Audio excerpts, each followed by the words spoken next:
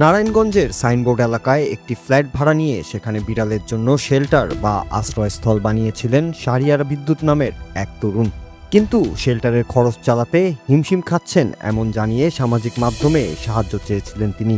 তখনই animal rights BD নামের একটি সংস্থা সেই শেল্টারের সকল ব্যয়ভার বহন করার প্রস্তাব দেন। কিন্তু যখনই সেই সংস্থার সদস্যরা হাজির হন শেল্টারটিতে, তখনই সামনে আসে ভয়ানক দৃশ্য। দেখা যায় ফ্ল্যাটের ভেতরকার চূড়ান্ত অস্বাস্থ্যকর পরিবেশে ঘরের ভেতর জমে থাকা ময়লা আবর্জনা, দুর্গন্ধ, পোকামাকড় আর শ্বাসরুদ্ধকর অবস্থায় দিন কাটাচ্ছিল অসহায় এসব প্রাণীগুলো।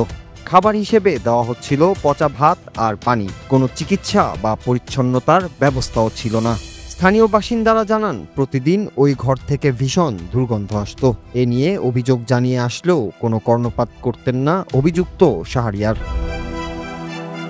শুধু তাই নয়, নিজেও এমন অস্বাস্থ্যকর পরিবেশে থাকতেন অভিযুক্ত শাহরিয়ার। অ্যানিম্যাল রাইটস বিডির সদস্য সিফাতুল্লাহ জানান, শাহরিয়ার বিদ্যুৎ নামের এক ব্যক্তি দীর্ঘদিন ধরে ওই শেল্টার হোমে বিড়াল পালনের নামে অনুদান ও টাকা সংগ্রহ করছিলেন।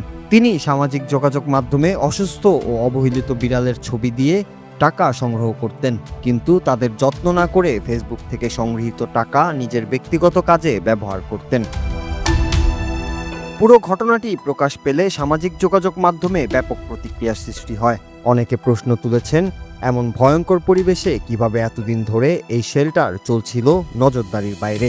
কেউ কেউ শাহরিয়ারের প্রতি সহানুভূতিও দেখিয়েছেন, বলেছেন মানসিক সমস্যার কারণে হয়তো এমনটা ঘটেছে। তবে প্রাণী অধিকার কর্মীরা বলছেন, ভালোবাসার নামে নির্যাতন কোনোভাবেই গ্রহণযোগ্য নয়। প্রাণী পালন মানে শুধু আশ্রয় দেওয়া নয়, তাদের জন্য নিরাপদ, পরিচ্ছন্ন ও স্নেহময় পরিবেশ তৈরি করাই মূল উদ্দেশ্য।